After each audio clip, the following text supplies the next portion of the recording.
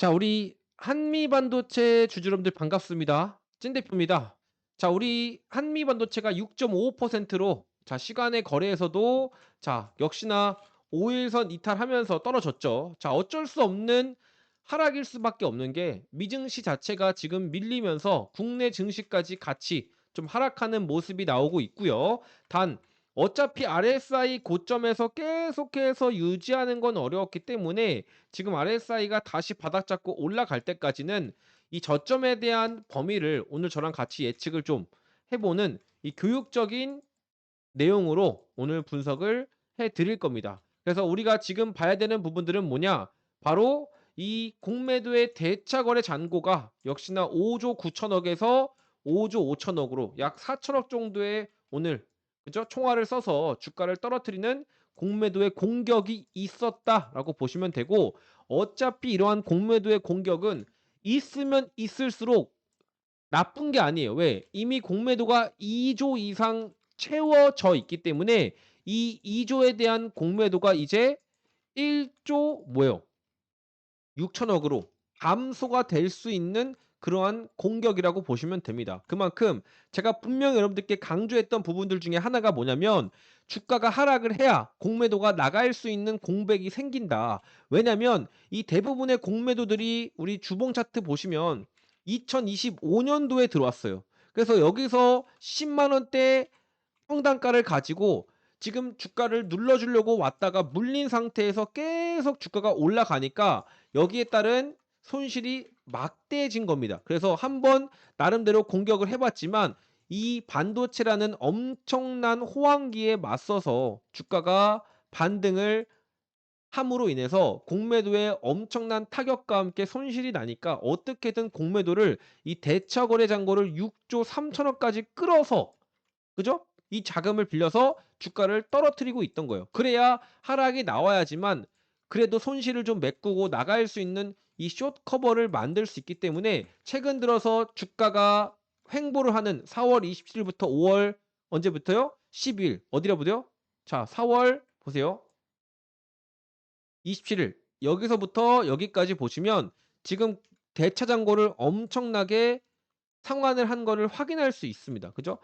자, 이 대차장고 상환은 뭐냐면 처음 빌리는 대차 거래보다 이미 공매도를 때려서 하락을 시도했던 물량을 더 많이 상환하는 게 대차 거래 상환인데 이 파란색 마이너스라는 거는 새롭게 빌린 양보다 빌렸던 양을 갚는 거기 때문에 그만큼 주가가 올랐지만 숏커버를 하기 위한 어떻게 보면은 마지막 공격을 하고 있던 거예요. 그래서 지금 공격이 이번에 이란과 미국에 대한 호르무즈 해협의 전쟁이 다시 한번 불이 붙는 상황이 됐기 때문에 자, 이 변동성을 가지고 공격을 마지막으로 하고 이제 주가를 끌어올리는 시도가 있을 거다. 그래서 제가 여러분들께 한미 반도체 같은 경우에는 쫄지 말라고 했어요. 그죠? 그래서 제가 분명히 말하지만 지난번이랑 똑같은 거예요. 우리 3월 30일 기억하시나요?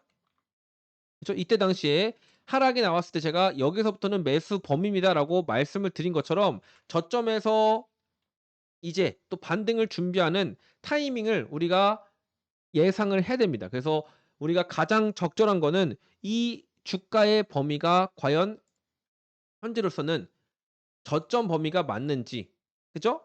과한 하락자리가 맞는지를 제가 우리 가족방 소통방 통해서 실시간으로 이렇게 체크하면서 기다리실 수 있는 범위 오면은 가장 먼저 남들보다 매수 타이밍 드리고 또 지금 고점 자리에서 제가 분명히 여기는 장대 양봉 나와야 되는데 증시가 안 좋았기 때문에 흔든다고 했죠. 흔들면 어디까지 다시 조정받고 올라오는지에 대해서 바로 변동성 나오면 가장 빨리 업데이트 자 드리는 공간이에요. 그래서 여러분들 아직도 우리 소통방 안 들어오셨다 하시면 안 되겠죠. 그래서 지금 영상 밑에 보시면 여기 더보기란 있어요. 요거 클릭하시고 소통방 링크 통해서 한미 반도체라고 이렇게 메시지 뜨면요. 한미라고 보내주셔도 되니까 꼭 신청하셔서 실시간으로 좀 안전하게 대응 같이 하시길 바라겠습니다. 아시겠죠? 자, 그러면 이제 우리가 중요하게 생각해야 될 게 뭐냐면 현재 우리 한미 반도체를 위협하는 증시에 우리 마이크론에 대한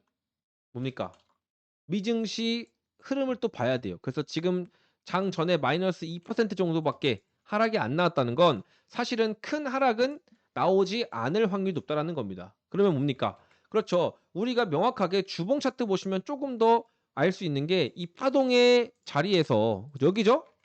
요 자리까지는 제가 내려올 수가 없다라고 했기 때문에 이 5 주선을 봤을 때 5 주선 자리에서 이 음봉이 웬만하면 지켜주거나 밑꼬리 달고 다시 힘을 받고 올라가는 형태로서 이 20 주선이 올라오는 시간까지는 쪼금 응축된 에너지를 또 모으는 파동을 만들 확률이 높습니다. 그래서 보시면 지금도 1, 2, 3, 4, 5 파동이 나올 수 있는 부분인데 중요한 거는 지금 고점에서 눌린 자리에서 더 힘이 들어오냐 아니면 그대로 내려갔다가 다시 힘을 내서 들어오냐 요러한 변동성을 우리가 체크를 좀 해야 되기 때문에 여기서부터 나오는 거래량과 지금 증시의 회복도 중요한 상황이다. 근데 제가 여기서 한마디 더 얘기해 드리면 우리 한미 반도체는 사실 하반기부터가 진짜예요. 하반기면 얼마입니까? 1 분기부터 1 월부터 6 월까지가 상반기고 7 월부터 12 월이 하반기죠. 왜냐면 자 하반기부터 이 한미 반도체의 TC 본더 세계 최초로 공개하는 HBM5가 전 세계 점유율 71%인 한미 반도체가 HBM5죠. 세계 최초기 때문에 이 세계 최초를 만든다는 건 가뜩이나 전 세계에서 HBM 4를 지금 공급을 해야 되는 상황에서 HBM5까지 먼저 선제적으로 다음 단계를 넘어갈 수 있는 이 장비를 만들었다라는 건 지금 줄 서서 SK 하이닉스도 하반기에 HBM5를 샘플을 준비하고 있는 만큼 이 TC 본더 장비 없이는 SK 하이닉스도 못 만든다는 얘기예요, HBM5를. 그죠? 그 말은 향후 3년 동안 이러한 흐름을 가져가면서 SK가 이 시장에서 공급을 좀 압도하려고 하죠. 근데 더 중요한 거는 우리 7월 달에 뭐가 있죠? 7월 달에? 그쵸. 나스닥 관련된 상장 ETF 소식이 또 있습니다. 뭐냐면 지금 이 삼성전자와 SK하이닉스 한미반도체를 기초 자산으로 하는 2배 레버리지 ETF 상품이 나스닥에도 상장을 하고 또 우리나라 국내에서도 2배짜리 ETF 상품도 들어온다는 얘기예요. 그러면 그렇게 수급이 빠질 확률이 적어진다는 거죠. 자, 제가 말씀드리고 싶은 거는 이제는 HBM을 만들 때 TC 본더가 필수인 시장이 된 만큼 하이브리드 본더도 필요하지만 지금 2030년까지 이 신기술이 적용하기에는 시간뿐만 아니라 비용도 많이 들어가는 만큼 오히려 규격을 완화해서 TC 본더를 20 층까지 예 패키징을 열어 줬다라는 건 이제 장비를 가장 완벽하고 그죠? 기술력 있게 만드는 세계 최초 TC 본더가 나오는 순간 한미 반도체의 매출은 끝이 나는 겁니다. 왜요? 지금 한미 반도체의 매출이 얼마냐라고 했을 때 작년 대비 5,700억 이었어요, 매출액이. 맞죠? 그리고 영업이익은 얼마입니까? 2,500억. 당기 순이익이 얼마예요? 2,100억이에요, 2,100억. 그 말은 지금 작년 4 분기에 주문을 받지 않았음에도 5,700억 역대 사상 최대치를 찍었는데 한미 반도체의 포부를 보시면 뭔지 아세요? 2026년 2 조를 목표로 해요.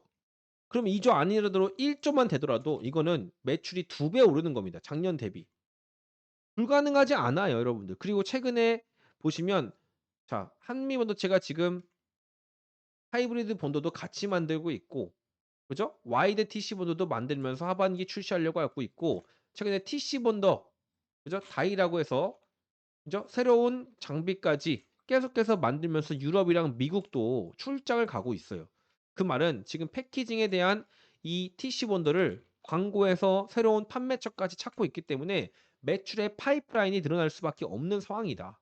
예? 그래서 최근에 프로그램 매도세가 지금 3일 연속 매도가 나오고 있는 상황이긴 하지만 한미 반도체를 지금 봤을 때는 사실 공매도 제외하고는 주가가 떨어질 이유가 없는 상황이기 때문에 그렇게 쫄 필요가 없다. 그래서 이 파동 안에서 움직인다라고 하면은 당연히 요 밑으로 내려올 수는 있겠죠. 근데 그 내려오는 자리가 아무리 심해도 이 부근에서 다시 올라가는 힘이 나오는 파동이기 때문에 우리는 그렇게까지 눌리는 걸 고민하실 필요는 없어요. 물론 눌린다면은 10% 에서 20% 까지.